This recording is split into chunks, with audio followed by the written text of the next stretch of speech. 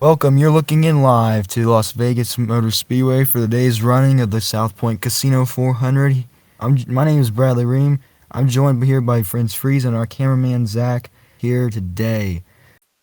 Vince, last two races have been interesting to say the least. Starting on pole was the man who almost missed out on the win last week by a very, very close photo finish in Eli the Wolf. What do you think it's going to take for him today to get the race win here and continue his points lead after finishing two second place finishes in a row? Yeah, we're going to talk about him in the pre-race headlines, but real quick to answer that question, I think it's going to be about consistency here at Vegas. It's a little bit different than Homestead, where it's more multi-group. Vegas is usually two grooves, inside, outside. I think he's going to have to contain throttle control, and we have seen him pull off some interesting strategy with his crew chief. That will be a thing to follow throughout these 54 laps here in the Sin City. You said it right, Freeze. You said pre-race headlines. Let's get down to those really quickly, and then we'll get on to the points. Freeze, take it away. Yep, the free slash pre-race headlines, Vegas style, presented by South Point Casino. Improbable flush, the first headline. The last two winners have overcome either a massive wreck in the case of movement and missed it, or a blown engine in the case of Armory Digital as well for Dubovic. Will Vegas create another improbable flush today with a movement, or heck, we might see a new winner? We'll find out. Saints and Sinners for point two. Like I have just mentioned, Eli the Wolf has been a Saint so far with P2 in two races, while Bobby Isaac have been on the back end of some Sinner luck in qualifying. Will Wolf continue to be a Saint, or will he begin to sin in Sin City? Will Bobby start his Saint train in the Sin City? We'll find out. Ace of Spades, Vegas is known for gambling. With another mile-and-a-half track, will teams be able to gamble for that Ace of Spades pit call and pick up a lucky W here in Vegas? Find out because we're in the day as well. More on that later. First day race. Three of a kind at the Toyota and Chevy conquered the first two races. Will Ford, Dodge, or Honda pick up a much-needed W? We'll find out in the manufacturer race that we'll talk about as well. And show me the rivalry. After a hard wreck between Strass and Burge at Homestead, will tension spill over to an all-important race to get your cars in order? We'll see in 54 laps. And the last one, all in, baby. I'm going all in on some Royal Flushes.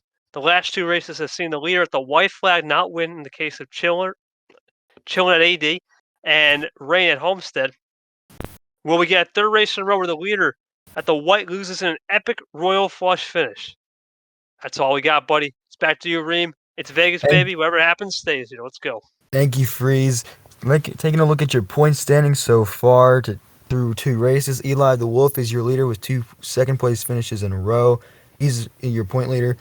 Anthony McClure, who's starting in the fourth position, he's second in points. Third in points, Frank Chilton. Santi Messi, fourth. Two Dodges of Alexander Isle and Bradley Ream, fifth and sixth. Eric Monaco, It's Movement, your race number one winner at Army Digital. Roach, Joy Paints, Geoff Jordan, LJ Toledo, Marcus Macron, Dark Rain, Jacob Schenkel in the 15th spot, Dobovic in the 16th, Saber Fox in his Honda in the 17th, Craig Procris, who is starting in the third spot today. He is in 18th in points. Riley Gorse, and finally Gar Salamander. Those are your top 20 in points. They are all separated by a one race, in between a one race change behind the point leader. Excuse me. Freeze. Just want to say this. It's going to be interesting. Do you think that we're going to see more wrecks than we have in the past two races, where it's going to be more aggression, or you think they're going to calm down, or save that aggression for next race at Richmond Corkscrew, our first short track slash road course of the year? What do you think about that? We're going to continue to get wrecks, man. I really think this mile-and-a-half race is a little bit different, but they start pushing the issue off at 3 and 4, especially with 3 and 4 wide. We could see wrecks. We have to watch the restarts too. The outside lane these last two races has been very precarious on getting a good run to the line with the acceleration points. The leader has to start playing more games. We'll see. We won't see it much with Eli the Wolf on this first start, but the next restart we do get, we have to watch out.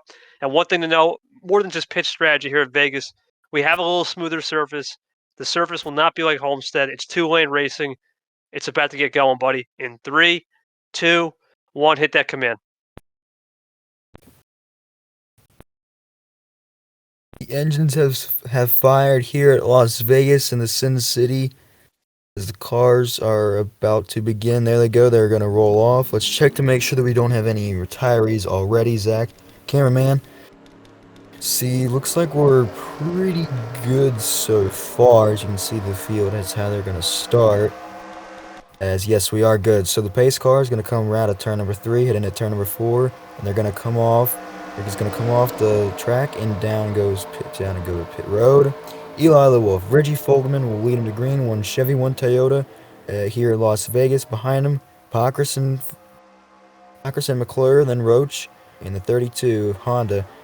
They go through the Duaco restart zone, and there they go, the green flag. Eli Wolf gets a good jump with help from the Chevrolet Apocryph as they dive off into turn number 1. You can see the two-car breakaway as they're starting to get up to speed here as they come into turn 2.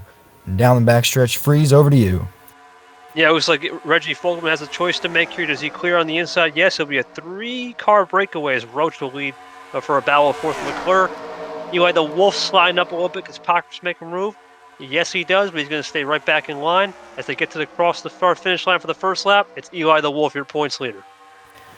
You can see they aren't going 2 they're not going 3 or 4 wide yet, but I don't expect that to happen today as much as it did last week because of how a little bit more narrow Las Vegas is as they go down the Nellis straightaway. There's a 4-car, almost 5-car breakaway at the front single file as the 2 Chevrolets, a Toyota and a Chevrolet and a Honda, and then Roach's number 66 GM Goodwin Service Plus Chevrolet following close boat as well.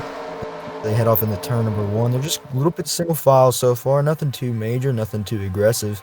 As you can see, Eric Monaco and this 47 Zevel in the back there a little bit, fighting for position. But it's been interesting to see so far. Looks like we're not getting too much aggression yet.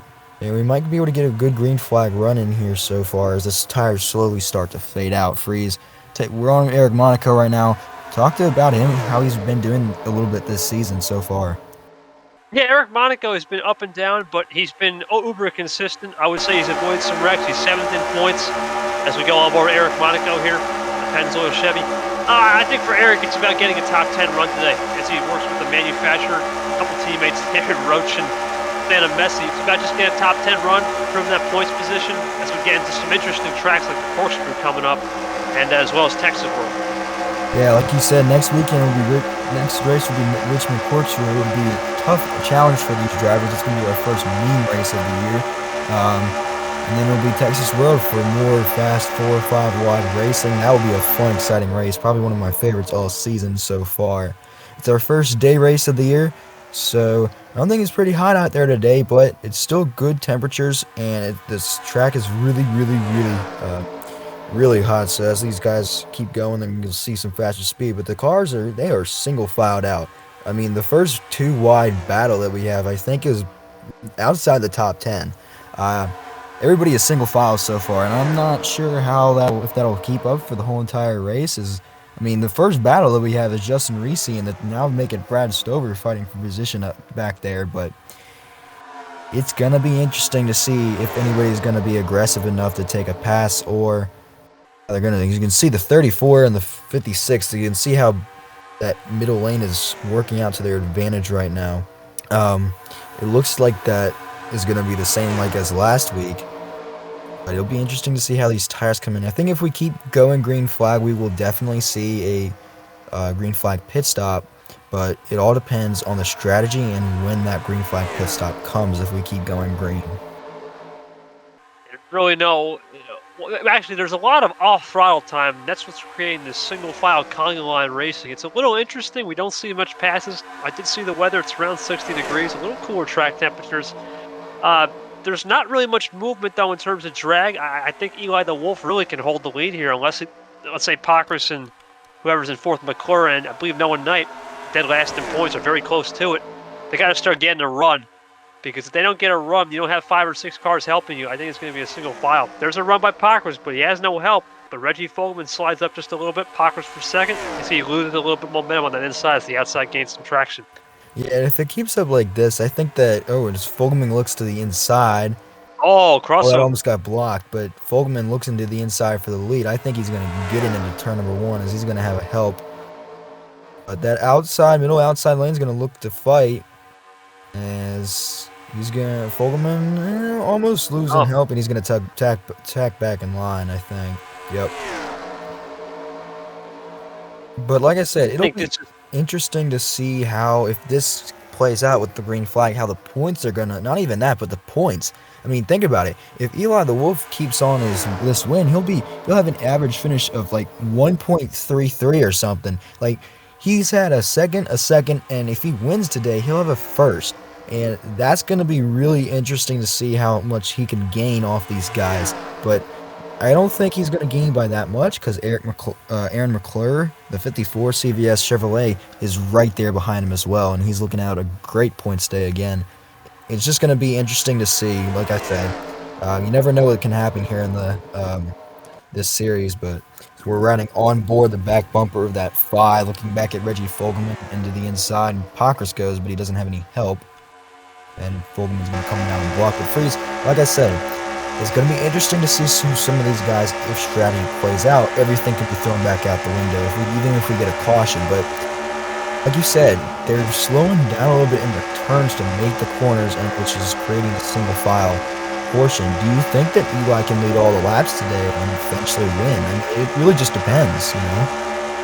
you wouldn't want to lead all the laps today, believe it or not. You would want to get the undercut strategy. In a race like this, track position is everything. You don't want to lead every lap. You want to come in, be the first one, bring a lot of your friends on pit road. I think the off-throttle time, the way these temperatures are cooler, it's becoming, instead of 2 lanes, after, let's say, 5 laps, it's 1-lane racing. If we do get a restart, I mean, we could see something. We haven't seen a green-white checker yet, but we could always get a late race one. But look at this. Like the first, I would say, 20 cars are pretty much dead equal. We saw in qualifying from first to last was only about 2/10, and from first to 41st was about a tenth and a half. These cars are so equal, it's hard to get any traction. As you see, movement, he's probably been our biggest loser so far. Let's go back to movement, 34th. Yeah, I think he started mid-pack, but he's slowly falling back as he's with Joy Paints and Jacob Shangle, our award winner from last week for missing all those wrecks, as well as others. But it's this whole entire field. I mean, I'm telling you, when I say it's almost single file, the whole entire field, it is single file. Nobody's wanting to pass. I mean, it's reminding me of 2020 Daytona 500 and those closing laps when Michael McDowell won. But like I said, it's gonna be, nobody wants to pass, and with the temperatures and stuff, which makes it even worse. You can see Saber Fox and the 3 of Strauss back here as well. The 74 Joy Paints, like I said, and Dubovic, which our last week's winner. And then just a bunch of other people, you know, back here in the back, which you don't expect to see. Dark Rain, who actually finished 3rd last week in that photo finish at Homestead, and then just a bunch of different cars back here. You know, as you can see, Reams trying to look on a pass on Toledo, but I don't believe that'll stick as it goes out of the camera view. But yeah, it's just going to be single file for a long, long time here until we get some strategy involved.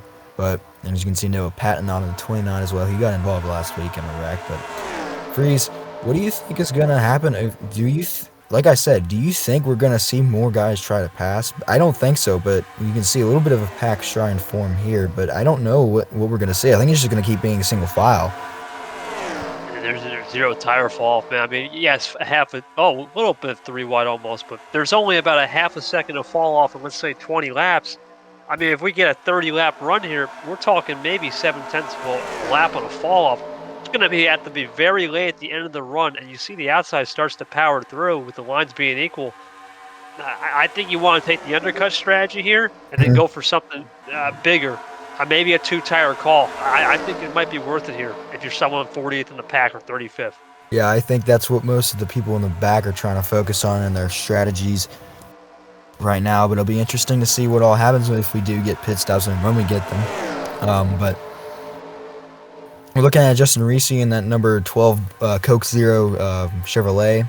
He's had some pretty good, he's been fast, I mean, especially at Armory Digital and Homestead, but the results aren't showing for it. I believe that he's And let me see, let me see, let me see. I don't think he's doing too. Yeah, he's not doing too well in points. He's in 37th. He's had even caught up in a couple of wrecks, but he's had speed, which is good. But really, it doesn't matter for points until about halfway into the season, where if you're way far down, you gotta gain back as much as you can. But like I said, half the field already a race behind in full race behind in points. It's just the way that the points play out for, this year in the Sox. But you can see he's looking on a pass on Chilton on the inside with help from 34, last week's pole setter.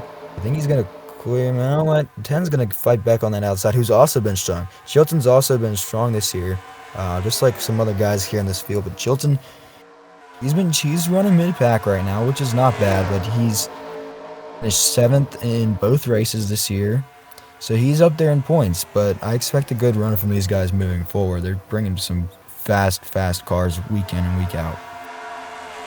Yeah, I think Frank Chilton, he's had the first two races as the fastest car, we would say, on raw pace, but the consistency towards the end of the race. You got to close out races, right? It's not how you start, it's how you finish. But back to the front here, Eli the Wolf, uh, there's really no competition right now for him. So really what I would be doing is I'd be pace managing, and I think he's doing a great job. Keep it within about 0.005 to 2/10 at most between Reggie Fogelman and himself. Use the pace management, save a little tire, and then start making runs on pit road. I think that's going to be the key. The in lap and the out lap, that could decide this race unless we really do see a late race caution, because no one's really making a move right now. Yeah, and so one thing to also think about is we almost saw it in practice earlier, how the cars merge onto the track. If that could create an issue that we see at other tracks, but maybe not. It's just one thing to think about when the cars are coming in for their green flag pit stops, when you merge in, merge out, whatnot, yada yada yada. It'll be interesting to see what happens, and maybe that'll create our caution, and then that'll throw the strategy right out the window and out the door. But it'll be interesting to see where we've been flying through this race. We're almost halfway. We're at lap 25, coming to complete and start actually lap 26. It's been the same top 10 since about the start of the race. I don't think there's been any changes. I don't think that there's been anything that has changed at all in this top 10. As you can see there, Eli the Wolf and Fogelman have been trying to switch lanes here. I'm going to send it over to you, Freeze. You just saw right there, Parker's trying to make a move on the inside line. He just choked up about 5 miles per hour, and that's a problem. I think we're starting to begin to see an off-throttle time where the tires are starting to fall off. We don't have much speed differential in the cars. I don't think the draft's going to matter here. It's just starting to turn into a one-lane track, and they're starting to move up to find more grip as the tire ages. I think you have to think about this now as you see Reggie Fogelman's going to try a different line. That's exactly what I was just going to say with Fogelman. We might be seeing pit stops, or here it is. Wolf's coming in. Like you said, Freeze 5 of Eli the Wolf's going to be that first car down pit road. He's going to have help with him. I believe this is only 2, maybe 3, 4 cars coming down pit road. But the 2 Chevrolets, the 5 and the 51, I would imagine they were going to have a lot more guys come down pit road here shortly. Most likely it'll be the 5 and the 51 that'll come off first on pit road. What I'm really interested about is seeing who comes down next. And we got a boatload of guys coming down. I think there's going to be a good portion with the 5 Reggie Fogelman. And actually, the 17 also came down on that first stop as well. Like he was in the back as well. So it'll be interesting to see strategy wise and where he comes out in this, as Wolf and Bacchus are pretty much equal on their pit stop times. It's just a little bit more out lap than in lap. But looks like Wolf Roach is is the driver for sure. Yeah, it looks like Roach is currently a raider, but we're doing pit stops right now, so he might be down pit road. It all depends on who has doing what strategies. You can see most of these guys coming down here.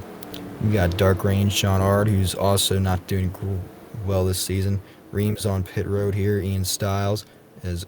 Oh, that was so really close between Gar Salamander and Ream, and the almost got contact on pit road, but.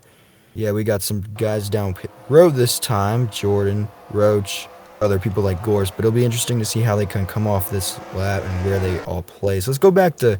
I do want to see go back to Eli the Wolf and see where he is. He's in 3, I think. Yeah, I think he's in. Yeah, he's coming around. So he's gonna take the lead. I think. think that Eli the Wolf's going to take the lead. He should be, because I don't think he's a lap down. No, he's going to cycle out. And I think the biggest thing to note here, this overcut might have worked for whoever. It might have been Jordan, I think. Yeah, this is going to work out good. The overcut for Roach, he might top 5 maybe? We'll see when it cycles out. Jordan, yeah, he definitely gained some track position. I think he may have wanted to take the overcut, which is weird in a strategy race like this. But the crew chief probably said, listen, tires aren't falling off. We're going to get the freshest tires. We're probably going to be stuck on the second run with gap differential. Let's try it. Yeah, so I also want to point out, I see that Roach and the 71, I believe, although he might actually be still on pit road. I Toledo? think that the 98, I don't know what's up with the 98, but so the 71's in ninth, which he played the strategy out perfectly as well. 17 did too, but I don't know if it looks like something must have, he just must be a lapper because of the pit stops, the way that that's happened. Yeah, it looks like they're gonna have some lapped cars here. But he's not letting that lap go away though. Yeah, the problem is now dirty air is becoming a problem. Eli the Wolf has never had this experience all race of dirty air. He has to get around quicker. Reggie Fogle will be back there. It's just, can you make a move? That will be the key. Yep. And plus he's also a good, I think, 1 to 2 seconds back of the leader, maybe 3. Just depends. So he might be closing in pretty good. Yeah, so 1.5. So I was in the middle. But be interesting to see how long that the 5 will be stuck behind this 98. In fact, Toledo was one of your drivers who ran really well last week. In fact, he led the most laps at Homestead with 15. But it doesn't look like he's going to be able to climb out of this hole that he's dug himself into today. It looks like it's not going to be a great finish for him. What I've seen that's been most interesting so far is we don't have a single retiree. In the last 2 races, we've had a boatload because of accidents and whatnot, and we haven't experienced an engine problem. We've seen engine problems from 2 different drivers at the start of last week and Armory Digital, but we didn't see anything like that today. So it'd be interesting if we do see something like that. It all depends on what happens in this last half of the race. As you can see, the guys behind Eli the Wolf closing in on him and the lap car of LJ Toledo. I just don't think it's going to matter. But even if they get there, they need a head of steam and they need Toledo to start blocking air fast, because the way it looks, I think Eli the Wolf's stuck in that turbulent way. He can't do nothing because Toledo's blocking the outside lane, and as there's a battle going on for third, I believe that's with McClure and Pockris, as I believe Pockris will clear McClure for third. That's the problem. When you're in the second pack, second through 50, you need to stay single file, but at some point, you got to, there's Messi getting a little threat there, but there's McClure in fourth. Noah Knight, we talked about him in the Honda. They're trying to get just their season on track, and 41st in points here, it appears. As once again, McClure looks underneath, doesn't work. That's just going to help Fogelman start to gap these guys, and now he's under a second. Now notice this, behind the 32 of Noah Knight, the next driver is about 3 seconds back, and that's the 55 of Messi, the next driver. It's really interesting to see how much this pit stops have played a part. As you can see, Brandon Beal's trying to look on inside, that almost got close between him and Roach. And then you see the 71 of Bobby Isaac back here as well. And then the 47 of Zeevel, who's not had a great start to his season at all either. But you can see how much these guys are behind the first pack. It all tells you how much the strategy has played a part in this race. But it's been 4 or 5 cars in each pack. As you see Jack Davis back there as well. But I want to go back up to the lead and see how much they're closing in, because they're almost about to close into that 5 car. Yeah, there they are. Yeah, so see, they're closing in slowly but surely as we come around down the backstretch here on lap number 39. Be interesting to see if that 5 can get around the 98, but I don't think it's going to happen. I think Reggie Fogelman is going to get a good enough run to where he can pass the 5 for the lead, but he's going to have to get back around that 98 car. So it'll be interesting to see what happens here. Freeze, over to you. We might have to go look at the back of the field, too, real quick here. Let's take a look at the back of the field. Let's start from 42nd. I know Frank Chilton might have been in the 30s. Yeah, he's back there. We'll see what happened with Frank Chilton in the 10. Or it was just a bad pit stop. Let's just check it out. Yeah, Frank, he is read back. A lot of these guys, I think what happened was it's not so much a bad pit stop. There was a checkup. When you get that second group coming in, you got guys exiting from the first group. That's just an old checkup storm, as I like to say. And these guys are mired back here, movements back here. Joy Paints. Who else we got? Isaac Toledo, we talked about. I believe it's Ian Styles. Yep. There's Joy Paints is in 19, not bad. See who else we got. Styles. Yeah, Styles way off the pace. I think he took a big hit. But into the 20s, let's go to the 20s. Let's see around Joy Paints. Let's see where just the running order into the 20s from our cameraman Zach. Just to notice some guys. Let's see. Yeah, it's about pretty even in the running order. Not really anyone made a big gain, I would say. It's been pretty solid. I think the overcutters, for example, might have made a move, like Roach. I see Vince Freeze, who was way back there. The 64 Shangle took a step back. Nothing really crazy, but let's get back to the lead now because I think we're starting to get back to the top 5 within about 6/10 here. Yeah, so you can see Fogelman's caught up to that 5. He's trying to get around. This has allowed Toledo to gain a little bit off the 5. As you can see, there's a 5-car breakaway here at the front for these guys. Mainly Chevrolets, one Toyota and one Honda. So not much. And then the Ford of LJ Toledo's a lap. They're gonna be he's almost to the tail end of the lead lap. But it'd be interesting to see if it's gonna stay like this the whole entire race, which I think it will. I don't think we're gonna have a late race caution because we're already under 10 to go, and there's really nobody. I mean, there's literally nobody who's gonna be able to create a caution, and I could be wrong, but we haven't seen it all race, and I don't expect it to happen either. I don't see any fuel mileage concerns. Everyone made it lap 27 to 29. The fuel window. There's really no tire differential. Oh, cameraman Zach, just show us the Eli the Wolf's fastest lap from his slowest lap here. Yeah, we're talking basically not even about a half a second to 6/10 as Fogelman looks, but he's going to shove him high. But I think that might be the wrong move in turn 1 as Wolf will get the run on the outside. Yeah. Oh, he might get some friends though. He's going to get some friends. This is going to be close. This might be his best shot. Yeah, but look at this. They're going to go up there at the top. Okay, now we're getting into that double wide formation, like we said. Just 4 cars. It's pretty much all I needed, but you can see McClure now coming to the inside of that 18, but he does not have any help. Fogelman's going to block. We almost got happy for a second because we almost saw some passes, but not so fast, they said. But Freeze has been in a great race so far. Just a lot of green flag laps. Pit strategy, not great, but, it was up there for some guys who've really helped. But be interesting to see if Fogelman could get another run like that and try to get this lead with under 10 to go. Fogelman has to wash. Somehow he has to put an arrow wash across. So he has to go higher on the entry to 4, get a big slingshot into 1, and then fake out the 5 with a proven fade. Go back up to the top of turn 1. Like right now, what he's doing, but Toledo blocked that run on the 5, which blocks the 18's air. It's basically arrow game, similar to a race we saw in Kansas with between a certain someone, JL and KH in Kansas 2020. We're kind of in that range right now where I think it's just going to be who has the biggest arrow block in the game for sure. Yeah, I believe we know who won that race in 2020 at Kansas. I believe it was my guy Joey Logano. But anyways, back to the race lead here. Wolf and Fogelman, they're still battling it out. We're at lap 49. Wolf's going to look to the inside. I don't think that's going to really help him. Maybe Fogelman goes to the outside here, but he doesn't. I wish Fogelman could have gone to the outside there and possibly taken the lead, but doesn't, and we're still in the same 5 cars here again. The Fogelman's looking lower, but it's just not helping. You just get arrow push on that left side, and the problem is the right side of this modification is not the problem. It's the left side. Once you get a little arrow loose on the left, you just don't have the mechanical grip through turn 3 and 4. Vegas and Homestead and Atlanta at the season finale is all about mechanical grip.